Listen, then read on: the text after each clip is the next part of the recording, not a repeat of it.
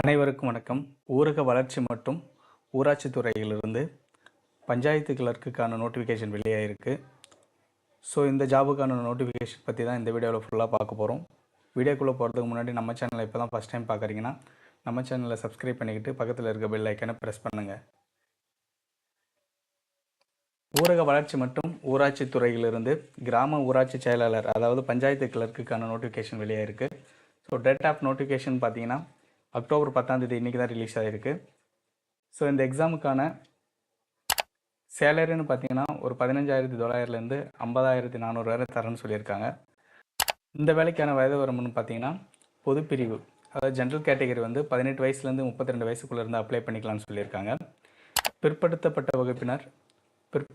வகுப்பினர் முஸ்லீம், மிகவும் பிற்படுத்தப்பட்ட வகுப்பினர் அல்லது சீர்மரபினர் இவங்க 18 வயசுலேருந்து 34 வயசுக்குள்ளே இருந்து அப்ளை பண்ணிக்கலாம்னு சொல்லியிருக்காங்க.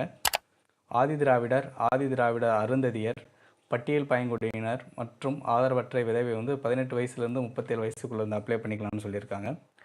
ஏஜ் ரிலாக்ஸேஷன் சொல்லியிருக்காங்க. அதில் மாற்றுத்திறனாளிக்கு அதிகபட்ச வயது வரம்புலேருந்து 10 ஆண்டுகள் வரைக்கும் அவங்க நீட்டிப்பு செஞ்சுருக்காங்க.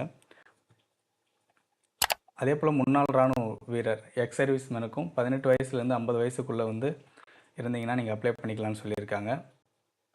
முன்னாள் இராணுவ வீரர், பிற்படுத்தப்பட்ட வகுப்பினர் முஸ்லீம், மிகவும் பிற்படுத்தப்பட்ட வகுப்பினர் சீர்மரபினர், ஆதி திராவிடர் இவங்களுக்கெல்லாம் 18 வயசுலேருந்து 55 வயசுக்குள்ளே இருந்தீங்கன்னா நீங்கள் அப்ளை பண்ணிக்கலாம்னு சொல்லியிருக்காங்க.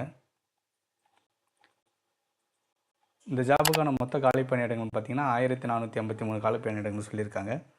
ஸோ மாவட்ட வாரியாக சொல்லியிருக்காங்க. கல்வி தகுதின்னு பார்த்தீங்கன்னா 10ஆம் வகுப்பு தேர்ச்சி பெற்றிருந்தால் போதும். ஸோ அடிஷ்னலாக நீங்கள் 8வது வரைக்கும் எழுத படிக்க தெரிஞ்சிருக்கணும் அப்படின்னு சொல்லியிருக்காங்க. ஸோ அடுத்ததாக விண்ணப்ப கட்டணம் அப்ளிகேஷன் ஃபீஸ் பார்த்தீங்கன்னா பொது பிரிவினருக்கு 100 ரூபாவும், ஆதி திராவிடர், பட்டியல் பழங்குடியினர் இவங்களுக்கு 50 ரூபாவும் சொல்லியிருக்காங்க. ஸோ கடைசி டேட்டுன்னு பார்த்தீங்கன்னா நவம்பர் 9 கடைசி டேட்டாக சொல்லியிருக்காங்க. மாவட்ட வாரியான காலி பணியிடங்கள் சொல்லியிருக்காங்க. அரியலூரில் 33 வேக்கண்ட்டும், செங்கல்பட்டில் 52 வேக்கண்ட்டும், கோயம்புத்தூரில் 14 வேக்கண்ட்டும் சொல்லி ஸோ ஒவ்வொரு டிஸ்ட்ரிக்டாக எத்தனை வேக்கண்ட் இருக்குதுன்னு சொல்லியிருக்காங்க. ஸோ இந்த எக்ஸாமுக்கு அப்ளை பண்ணுறதுக்கு முன்னாடி அந்த டிஸ்ட்ரிக்டான அட்வர்டைஸ்மெண்ட்டை படிச்சுட்டு அதுக்கப்புறம் அப்ளை பண்ண சொல்லியிருக்காங்க.